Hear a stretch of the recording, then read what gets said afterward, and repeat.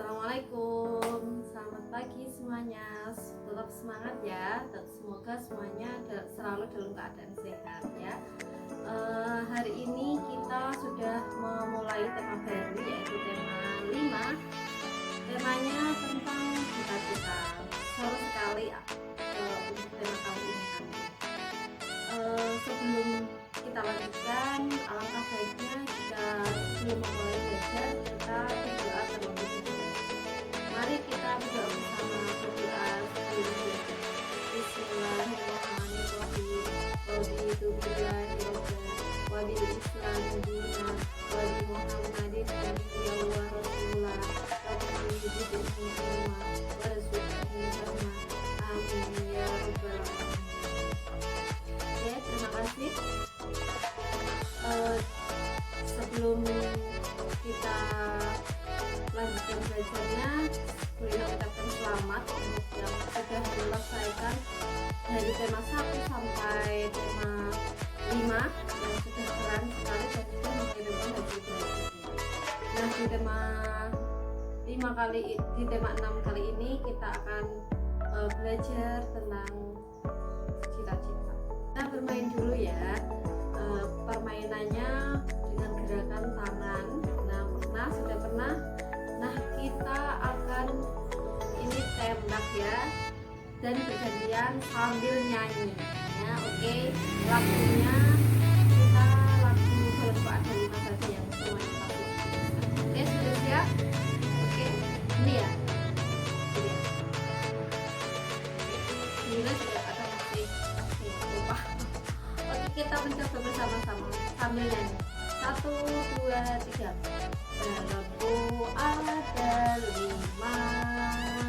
rupa-rupa warnanya, hijau, kuning, kelabu, merah muda dan biru.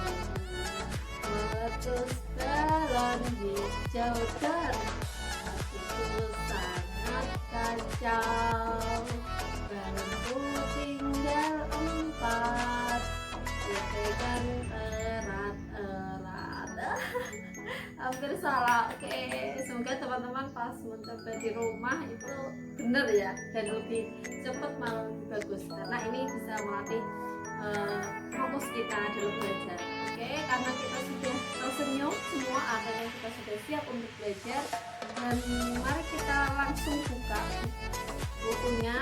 Buka buku tema 6 halaman 1. Nah, di situ teman-teman melihat ada seorang anak yang sedang memikirkan, membayangkan, aku nanti kalau sudah dewasa mau jadi apa ya?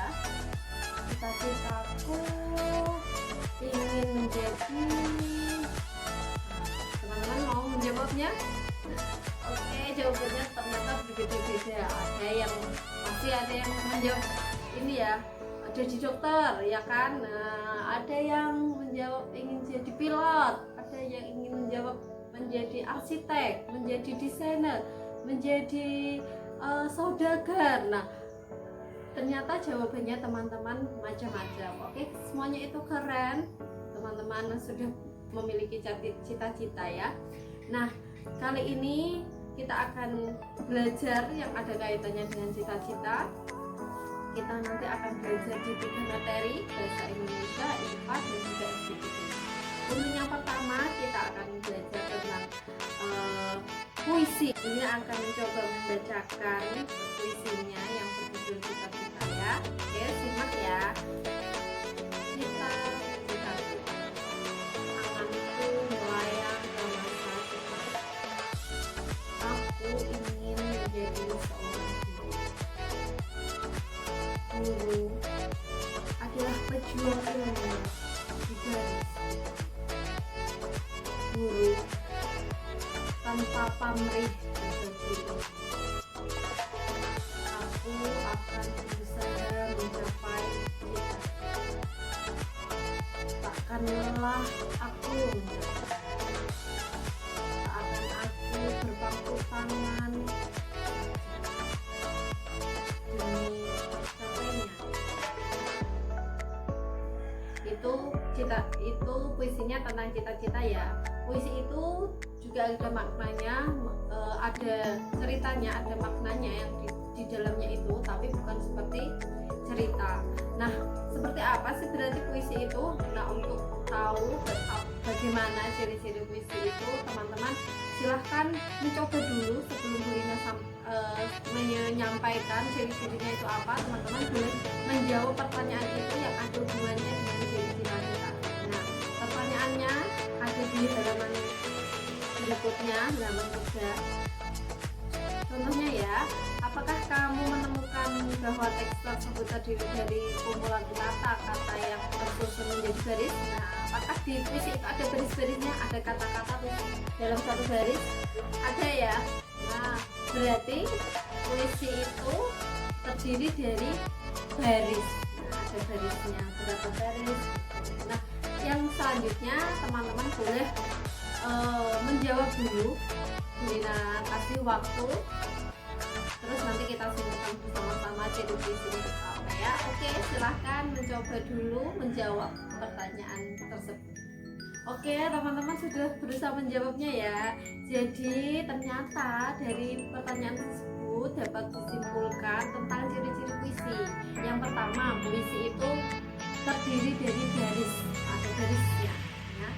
Nah, kumpulan baris-baris itu nanti tersusun menjadi satu bait. Satu baitnya, satu bait nanti bawahnya lagi ada baris berikutnya. Nah, ciri yang berikutnya, puisi itu bersaja. Biasanya bersaja AA, BB atau AB, AB itu.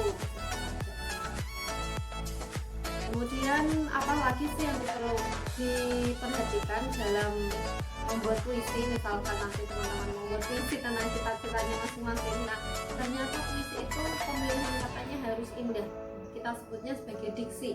Misalkan kamu itu bisa kita ganti menjadi kau. Itu kan lebih indah kesannya. Misalkan melihat boleh diganti memandang. Nah, itu kata-kata pilihan katanya menjadi lebih indah untuk dalam puisi nanti. Oke, sudah mengerti ya, semuanya itu mudah sekali. Nah, coba kita tidak membuat puisi dulu, tapi di buku ada kuis menyusun menyusun baris. Itu sudah ada barisnya, ada 4. Nah, teman-teman silahkan mencoba menyusunnya. Yang kata pertama, ku ingin membalas jasamu. Yang kedua, sungguh berjasa guruku. Yang ketiga, guru selalu membimbingku. Guru mengajakku untuk berbina. Ada 4 baris itu. Coba teman-teman kotak atik kira-kira yang susunannya indah itu seperti apa cita-citanya. Oke, selamat mencoba ya. Oke, tadi tentang cita-cita. Nah, kita lihat yang lainnya ya, cita-cita yang lain. Cita-cita itu ternyata erat kaitannya dengan pekerjaan. Nah, contohnya di halaman berikutnya itu ada gambar seorang guru. Nah, ada yang cita-citanya sebagai guru ya, berprofesi sebagai guru ya. Kemudian ada yang sudah menggambar rancangan rumah atau arsitek. Nah, yang terakhir itu gambar seorang dokter. Ada yang ingin jadi dokter? Oke, sebelum Bu Lina lanjutkan tentang metamorfosis, yuk kita amati dulu gambar yang ada di halaman 7. Di situ ada gambar kucing, kemudian kelinci, kemudian ayam. Nah, masing-masing dengan anaknya masing-masing ya. Kita lihat coba kucing, bentuk anak kucing dan induknya, kemudian bentuk kelinci dan induk, anak kelinci dan induknya, kemudian anak ayam dan induknya. Nah, kira-kira kalau teman-teman mengurutkan di kegiatan berikutnya itu urutannya bagaimana ya? Kecil dulu atau induk dulu. Nah, teman-teman coba perhatikan sebentar ke buku kemudian diurutkan. Oke, sudah mengurutkannya. Teman-teman boleh mengamati lagi dengan seksama antara perkembangan kucing dan ayam. Ketika anak kucing itu dengan induknya, apakah berbeda atau sudah mirip? mirip ya. Kalau ayam agak berbeda karena pertamanya itu telur dulu, tidak langsung anak ayam. Baru setelah telur, anak ayam, kemudian ayam dewasa. Nah, yang seperti kucing itu artinya tidak mengalami metamorfosis. Artinya antara induk dan anaknya itu mirip, itu berarti tidak mengalami metamorfosis. Sedangkan yang terjadi pada tahap perkembangan ayam, dia mengalami metamorfosis karena awalnya telur, berbeda ya dengan ayam ya, kemudian menetas jadi anak ayam, kemudian baru ayam dewasa. Itu antara telur tadi sama ayam berbeda, itu yang disebut metamorfosis. Nah, kita lanjutkan untuk yang mengalami metamorfosis. Contohnya tadi ayam. Nah, ayam ini mengalami metamorfosis tidak sempurna. Artinya apa? Dalam satu kali perubahan itu, kemudian ke perubahan selanjutnya dia sudah mirip dengan induknya. Tahapannya hanya satu kali, jadi telur, kemudian anak ayam, dan sudah mirip induknya. Itu namanya metamorfosis tidak sempurna. Lalu bagaimana metamorfosis yang sempurna itu?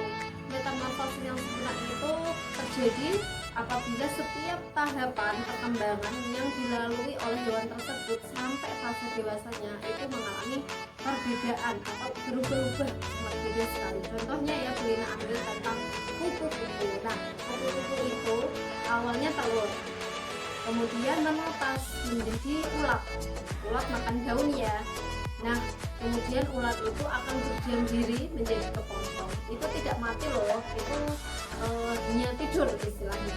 Kemudian setelah menjadi kepompong itu tahap selanjutnya adalah menjadi kupu-kupu. Nah, berbeda, sangat berbeda sekali ya, dari awalnya nggak punya sayap kemudian bisa terbang.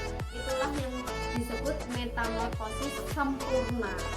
Oke teman-teman, coba sebutkan hewan apa lagi yang kira-kira mempunyai tahap metamorfosis sempurna seperti kupu-kupu.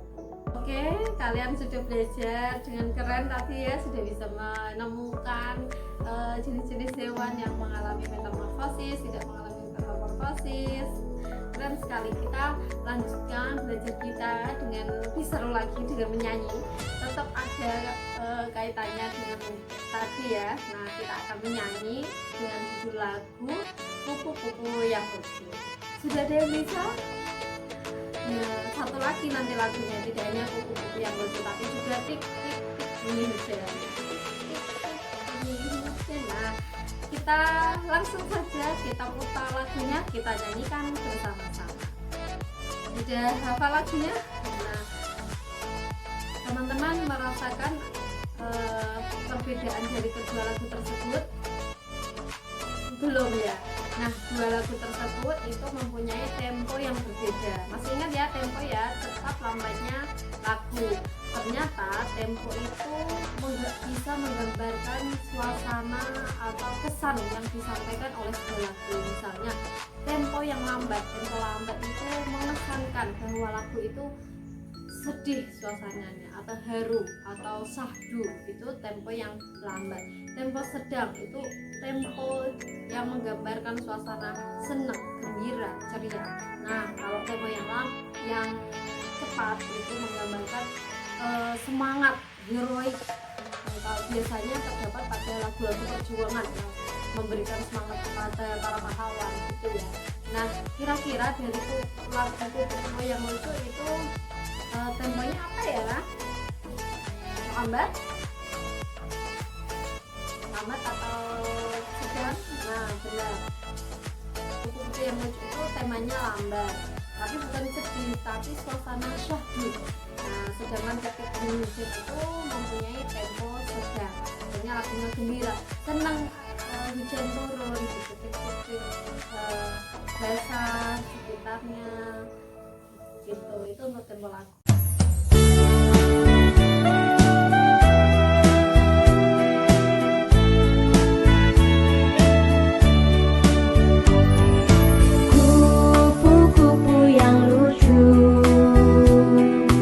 Kemana engkau terbang?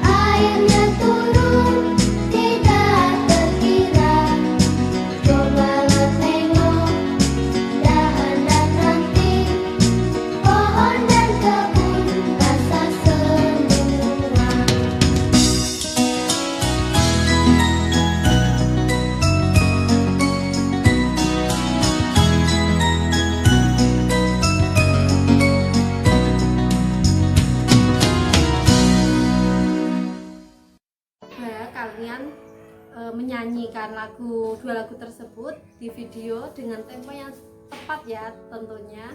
Nanti setelah kalian bernyanyi, kirimkan hasil menyanyi kalian ke Bulina. Oke, sampai di sini dulu kegiatan belajar kita hari ini. Tapi masih ada satu lagi kuis untuk kalian. Silahkan dijawab ya. Soalnya cuma ada 6 yang kalian jawab. Tidak jauh dari yang kita bahas. Kita akhiri kegiatan belajar hari ini dengan doa sesudah belajar. Bismillahirrahmanirrahim. Allahumma arina haqqal haqqal warzuqna amin ya rabbal alamin. Oke, sampai jumpa teman-teman. Selamat belajar semuanya.